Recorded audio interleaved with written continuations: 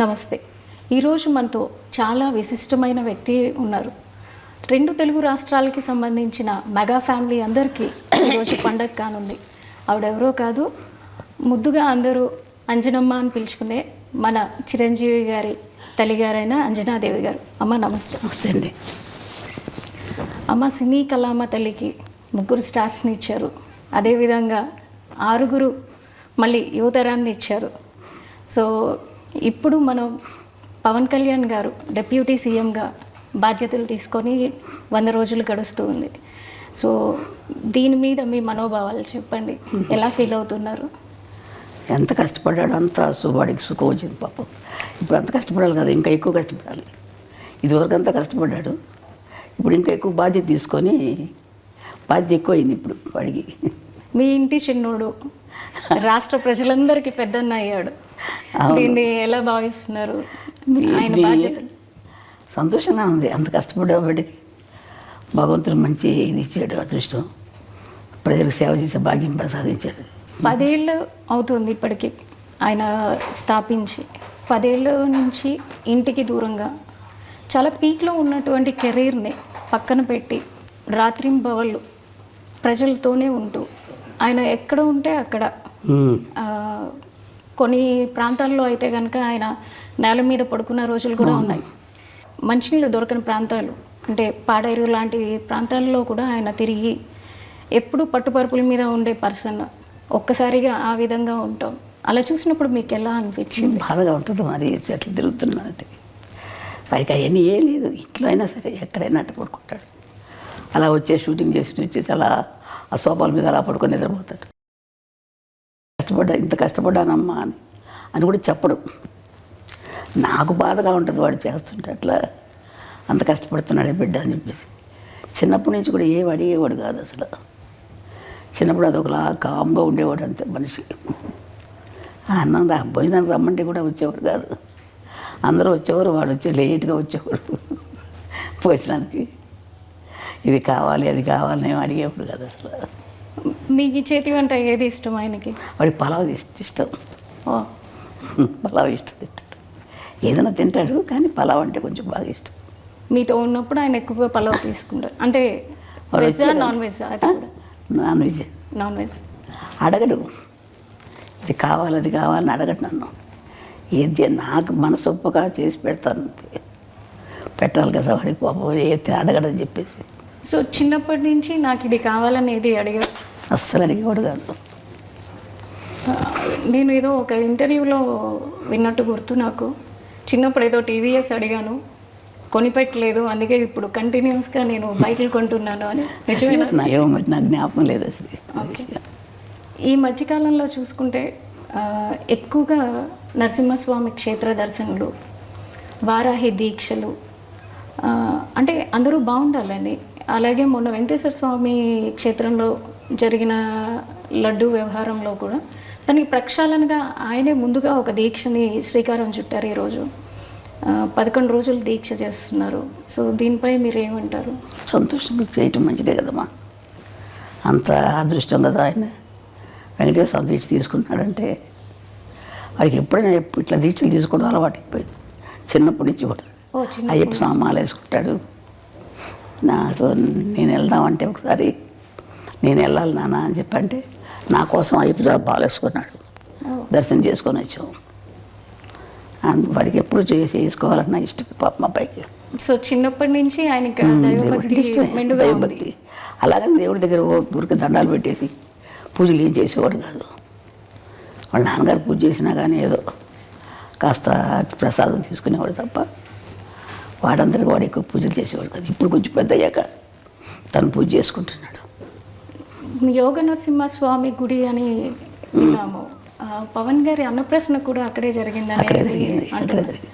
దానికి సంబంధించి వివరాలు చెప్తారా? మేము తిరుపతి దర్శనానికి వెళ్ళాం.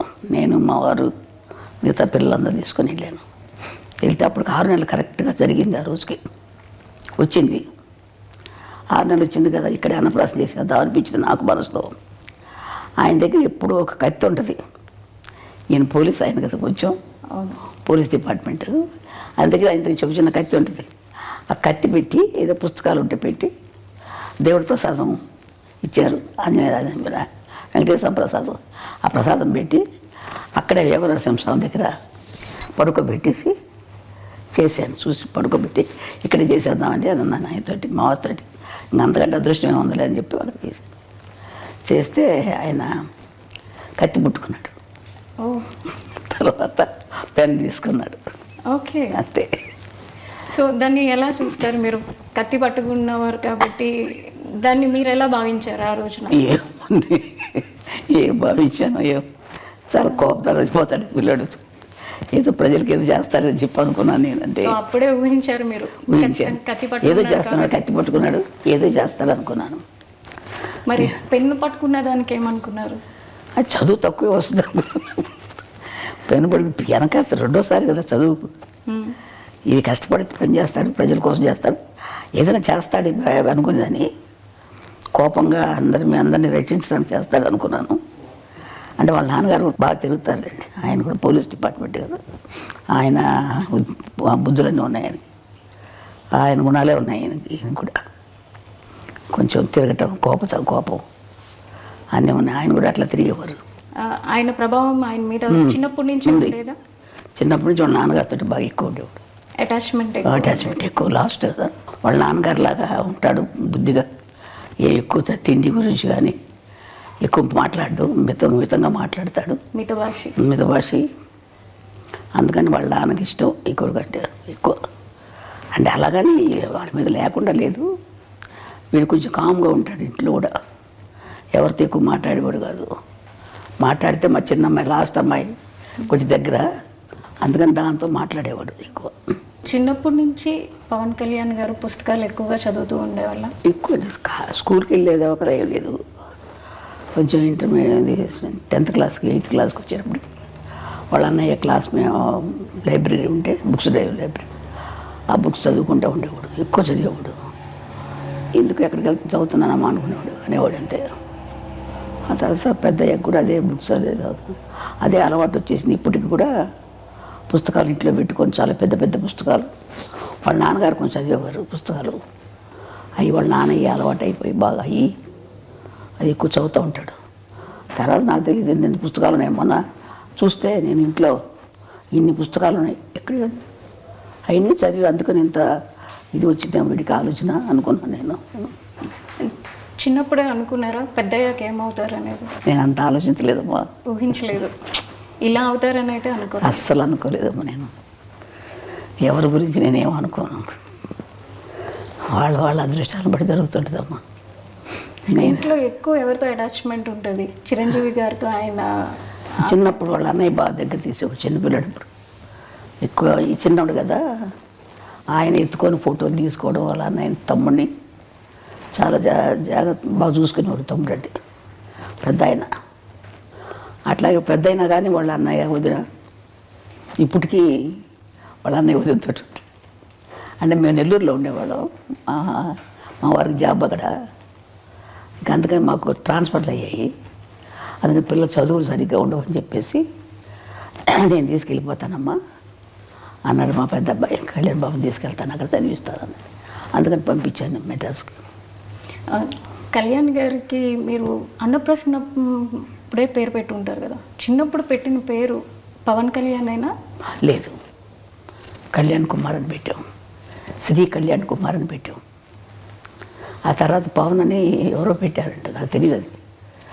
ఇప్పుడు అన్నప్రసన్న చేసినప్పుడు మీరు ఖచ్చితంగా ఏదో సాధిస్తాడు అని అనుకున్నారు కదా. 10 ఏళ్ళు అవుతుంది పార్టీని స్థాపించి. దానికన్నా ముందు ప్రజారాజ్యంలో అన్నగారితో ఉంటూనే అక్కడ యూత్ వింగ్ చూస్తూ అప్పుడు ప్రజల్లోనే మమేకమై ఉన్నారు. అప్పటికే ఆయన సినిమాల్లో ఒక చేస్తున్నారు, కొంచెం ఎదుగుతూ ఉన్నారు. అంటే మళ్ళీ పార్టీల వైపు మొగ్గుతున్నప్పుడు మీరు ఎలా భావించారు? నాకు ఎందుకు ఈ పార్టీలు మనకి సినిమాల్లో చేసుకుంటే బాగుంటుంది కదా అనిపించింది నాకు. అనిపించిన తర్వాత వాడి ఇష్టం, మనం ఏం చెప్పగలం.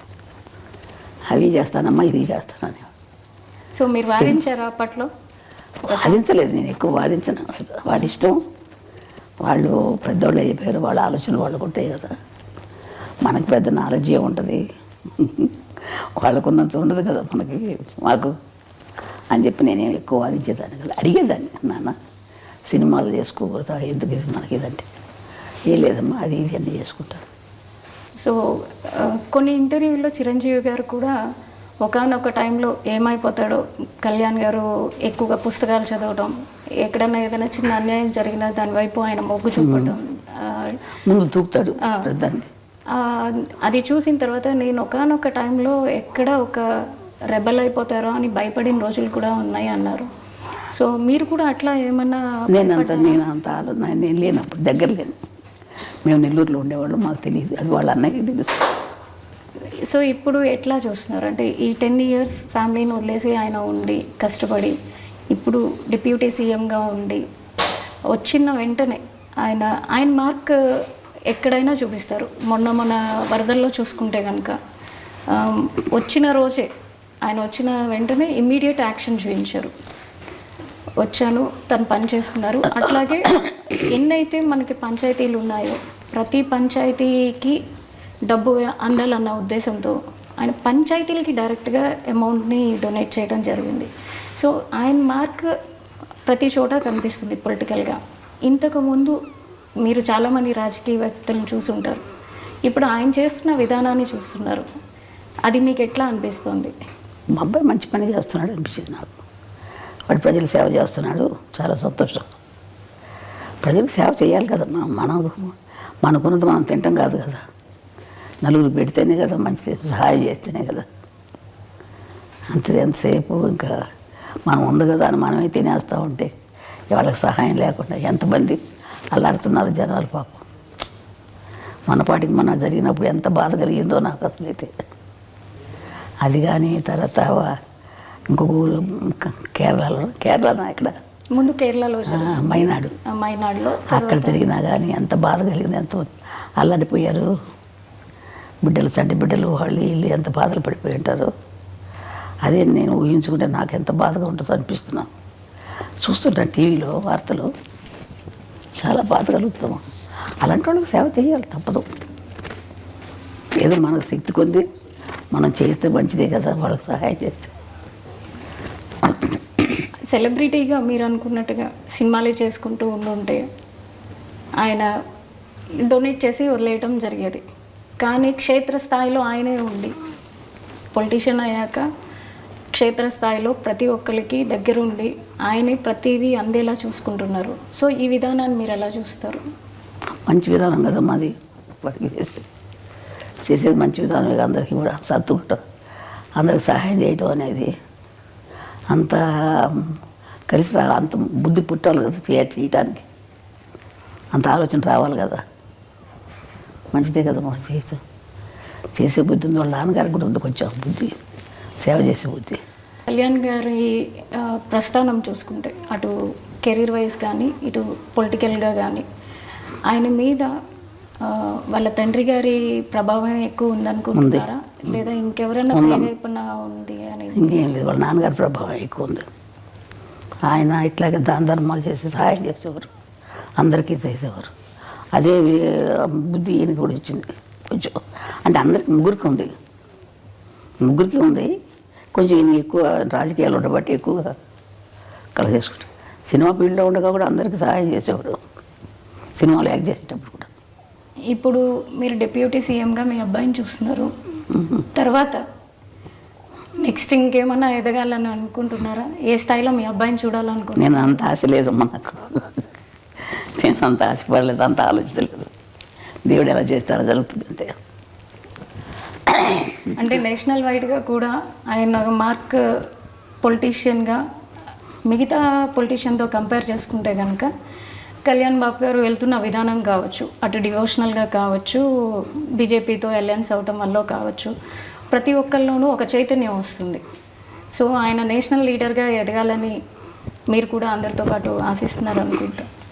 వాడు ఇప్పుడు అనుకోలేదు కదా ఇలా ఇప్పుడు సీఎం అవుతాడు, అదే అలా జరుగుతుంది, ఆటోమేటిక్గా అవి జరుగుతాయి అట్లా. అంతే కదా, మనం ఆలోచించేది కొద్దిగా జరగవు కదా. దేవుడు ఎట్లా చేసుకుంటారు, భగవంతుడు ఎట్లా చేస్తాడు అట్లా చెప్తాడు. పవన్ కళ్యాణ్ గారు వారి తండ్రి గారైన వెంకట్రావు గారి నుంచి చాలా వరకు ఆయన బుద్ధులే క్యారీ ఫార్వర్డ్ అయినాయి అని మీరు చెప్పారు. అదేవిధంగా ఆయన వెళ్ళే పద్ధతిలోనే కళ్యాణ్ గారు కూడా ఎక్కువగా వెళ్తూ ఉంటారు. కళ్యాణ్ గారికి చిన్నప్పుడు వారి తండ్రితో ఏ విధమైనటువంటి బాండింగ్ ఉండేది? ఎక్కువ ఆయనతోటి బాగానే ఉండేవాడు. చిన్నప్పుడు కొంచెం పట్టుదల ఎక్కువైంది పిల్లడికి. ఏదైనా సరే నాకు ఇది కావాలంటే కావాలంతే, చెయ్యాలనుకుంటే చేస్తాడు. ఆ పట్టుదల ఉంది. ఒకసారి మా అమ్మగారు ఊరు మా మొగల్తూరు, వెస్ట్ గోదావరి, మొగల్తూరుకి ఆయన నేను తీసుకెళ్తానని చెప్పి ఆయన వెళ్తున్నారు మా వారు, మా అమ్మ వాళ్ళ ఇంటికి వెళ్తుంటే ఈయనకి రమ్మని చెప్పారు. అందరం వెళ్దాం అనుకుంటే ఆ రోజు ఇంకెందుకులే ఇప్పుడు వెళ్తాం అని చెప్పేసి మానుకోవాల్సి వచ్చింది. ఏదో కొంచెం కారణాల వల్ల మానుకున్నా. అంటే కాదు నాన్న, వెళ్ళాల్సిందని చెప్పి పట్టుబట్టాడు. చెప్తుంటే వినేవాడు కాదు, మొండికి పట్టుబట్టాడు. చెప్తుంటే వినేవాడు కాదు, మొండికి ఎత్తేసేవాడు. వెళ్ళాలి, తప్పదు నాన్న, తీసుకెళ్తాను. వద్దురా నాన్న, తర్వాత వెళ్దాం మనం అంటే ఇన్నే వచ్చి అమ్మ కొట్టారు. కొట్టిన తర్వాత అప్పుడు మానేశాడు. పట్టుదల ఎక్కువ చిన్నప్పటి నుంచి కూడా. ఇది చెయ్యాలంటే చేసేసేవాడు అంతే.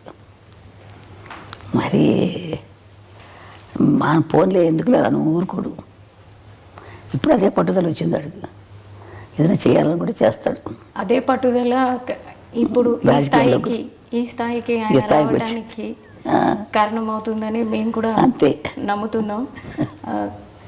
ఇప్పుడు చంద్రబాబు నాయుడు గారు జైల్లో ఉన్నప్పుడు కూడా ఆయన ఫ్లైట్లో రానినప్పుడు బై రోడ్ వచ్చారు. బై రోడ్ ఆపినప్పుడు కూడా ఆయన అక్కడే రోడ్డు మీద పడుకున్నప్పుడు చాలా బాధ కలిగిందమ్మా. ఎందుకు ఈ బాధలేదు మనకు అనిపించేసింది. రోడ్డు మీద పడుకున్నాడు కదా, అబ్బా చాలా బాధ కలిగింది నాకు. ఎందుకు ఈ బాధలు, రోడ్డు మీద అలా పడుకోవాలా అని అనిపించేది. రాదు కార్లలో ఇచ్చేవాడు కాదు, నడిచిలేవాడు. అవును. కానీ సక్సెస్ చూసాక ఎట్లా అనిపించింది? ఆనందం, సంతోషంగా ఉంటుంది. అవన్నీ వాడి కష్టానికి తగ్గ ఫలితం జరిగింది. భగవంతుడు మంచి ఫలితం ఇచ్చాడు అని చెప్పి అనుకుంటాడు. వాడు కష్టపడ్డాడు, మంచి జీవితం ఇచ్చారు. వాడు ఇప్పుడు ఇంకా ఎక్కువ కష్టం ఇచ్చాడు. అప్పుడు కంటే ఎక్కువ కష్టం, బాధ్యతే కదా, ఎక్కువ బాధ్యతే కదా. మీరు ఇంకా పవన్ కళ్యాణ్ గారు ఉన్నత శిఖరాలకి వెళ్ళాలని కోరుకుంటున్నారు కదా. ఎవరికైనా ఏ తల్లిదైనా మంచి వృద్ధిలోకి రావాలని ఉంటుంది కదమ్మా. ఏ తల్లిదండ్రులైనా కోరుకుంటారు కదా బిడ్డలు మంచి వృద్ధిలోకి రావాలి. అదేవిధంగా నాకు కూడా ఉంది, బిడ్డలు మంచి వృద్ధిలోకి రావాలి, బాగుండాలని. అదే నేను కూడా కోరుకుంటున్నాను ఆ విధంగా. నేను సరే అమ్మా, థ్యాంక్ యూ సో మచ్. మీ సమయాన్ని మాకు ఇచ్చి తల్లి పవన్ కళ్యాణ్ గారి గురించి తెలియని విషయాలన్నీ మాకు తెలియజేసినందుకు ధన్యవాదాలు. సరే తల్లి.